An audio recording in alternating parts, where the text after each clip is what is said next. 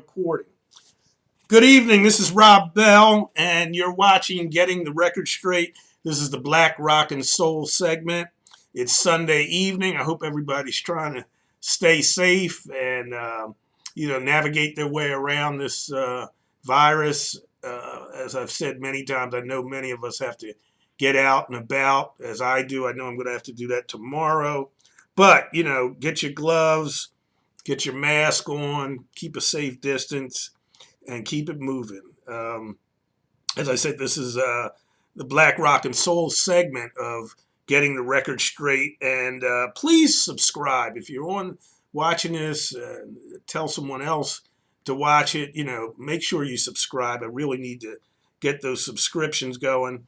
I also want to thank everybody who has been listening to and watching the blackrocksoul.com, the videos that I put up, the music videos, the playlists that I put up twice a week. We just surpassed 5,000 views since September. Actually, it really has gone beyond what my anticipated goals. So I'm very happy about that. We're trying to offer an alternative to everyone in terms of music that's out there, particularly at this time where there's just so much confusion and so much acrimony across this country and across the world globally. But people are responding, evidently. People are listening. And the point that I've just been trying to raise for everyone is there's great music out there. The problem is it's not getting distributed. Radio stations, typical radio stations, conventional radio is not playing. And our people in particular, black folks, are still putting it out there. And also, not only are they putting out great music, but they're challenging themselves, and there's a great diversity in terms of the type of music they're putting out there. So again, thank you for listening to Black Rock and Soul, the YouTube playlist, and you can get to all of this from the website www.blackrocksoul.com. I have a guest on the phone who I am really excited about being here and talking with. This is one of my dearest and oldest friends. We call him Billy from Philly, Billy Walden. Billy's currently in D.C. He's been residing there for a while, but he's from right here in West Philadelphia.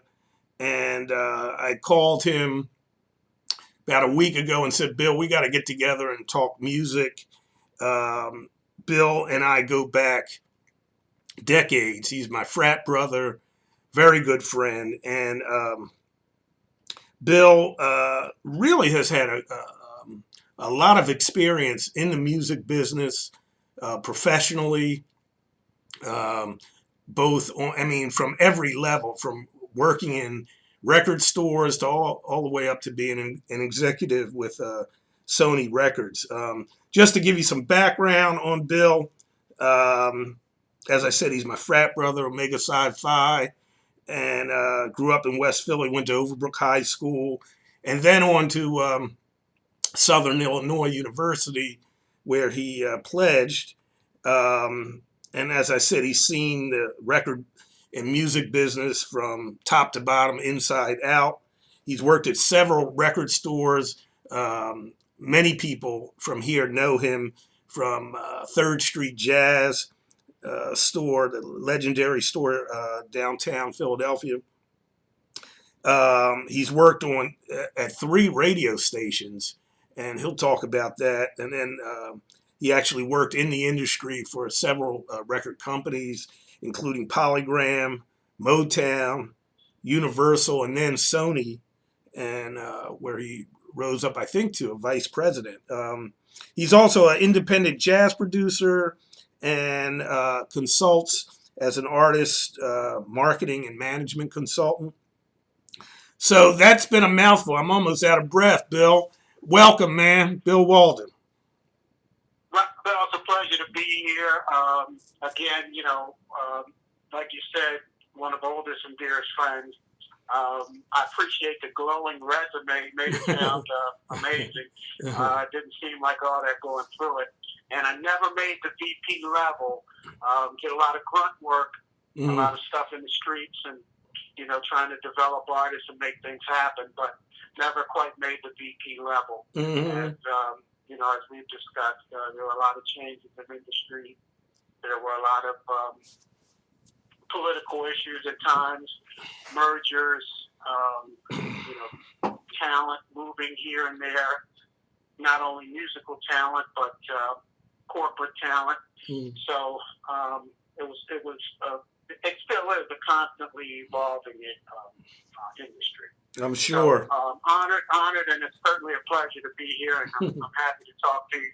We can talk and have talked for 40 plus years about music. Long, and I don't want to get long-winded here because we can do that. Yeah, it goes. I was thinking about, I had been thinking about it for a couple of days, and I said, man, I go back to sitting in your apartment over there near the school.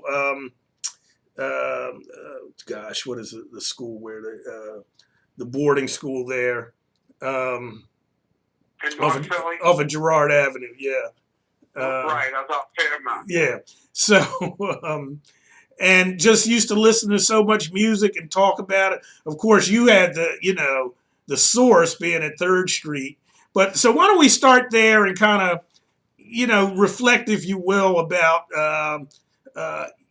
working on the ground with the music at 3rd Street Jazz and, of course, being in college and at Southern Illinois and doing the college radio there.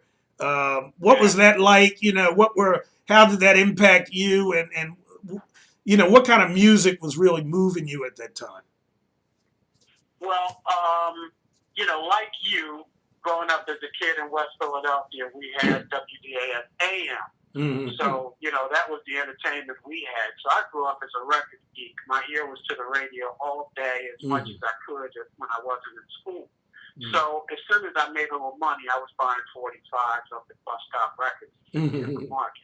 So you remember that. But I was a record geek from day one.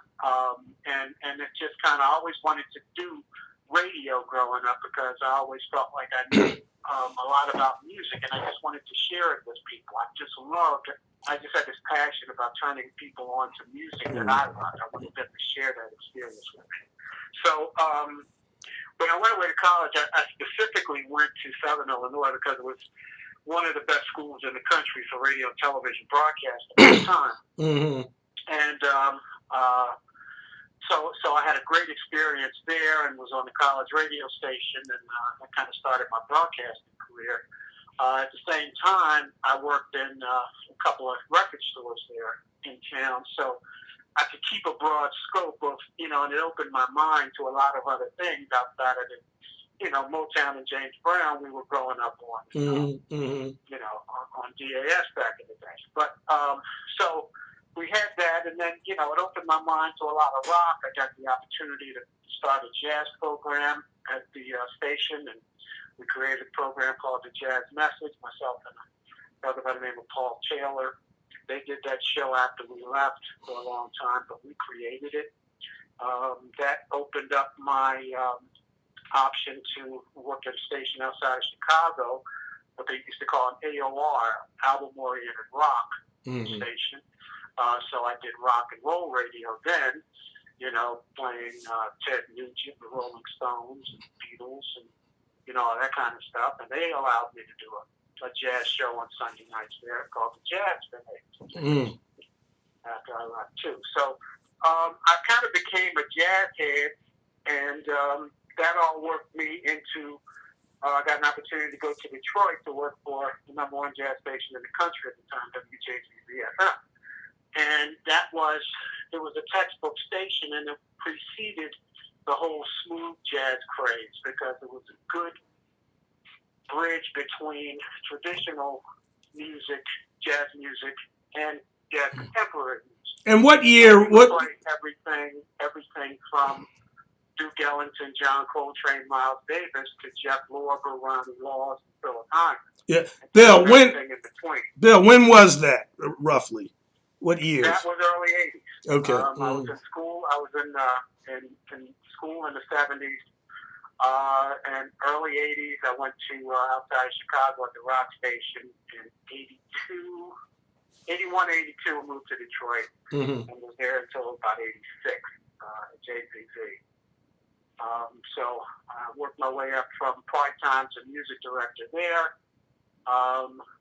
Got into a union dispute with the ownership at the time, and they pretty much got rid of all their talent, and we got into a whole political thing. It was very unfortunate because the station I worked for was a heritage black station. It was the first black-owned broadcasting company that had a station built from the ground up. We had WDAS in Philly, they had WCHB AM in Detroit, and that's where all the Motown records were broken. Oh, But they okay. had an FM station, and that's where they put the jazz program. That's where I was. So that was a great experience for me. Had the opportunity to meet a whole lot of artists, everybody from Ella Fitzgerald, Count Basie, Miles Davis, Sarah Vaughan, McCoy Tyner, late McCoy Tyner. So many artists, I can't even mention all of them, and worked with a lot of them, Let me ask you. MC'd a lot of shows. Let me ask you a question. You're talking now roughly mid '80s. What did you see or what did you sense had changed in the industry and the music from the '70s? When you were in college at Third Street and all that, to the mid '80s. Now you're a professional in the industry, on the radio. But what did you notice anything changing in the industry or evolving or devolving? At that time, yes. At that time, it was all growth. It was growth in so many areas because you can't find a commercial jazz station in America right now. If you're looking for jazz on regular brick and mortar radio stations, it's going to be public radio certain times of the day. Otherwise, you're going to the internet radio stations, similar to what you're doing now. But you really have to seek it out. In those days, it was an option. Most cities had a jazz station. I mean, we had Sid Mark and back when we were growing up. So I mean, there were cities that had that. So it was just a development. Music was lively. There was. If you look at jazz at that time, you were going from straight ahead bebop basically into the electronic fusion stuff with Miles Davis and Herbie Hancock and Billy Cobham and people like that. From an R&B standpoint, you were going from the Motown sound into more consciousness stuff and more band music. Where it was real true musicianship. People had to play their instruments. They had to play horns. They had to play saxophones and keyboards and drums. Wasn't a computer. So musically there was a lot of development. And from an industry standpoint, that created a lot of jobs because it created jobs, especially for black people in the industry, because they wanted some, people with expertise and that had a passion for that music. So, Bill, I want to cut you. I think that was a big thing. Bill, hold on 1 second. I'm going to take a pause here and come right back in 10 seconds.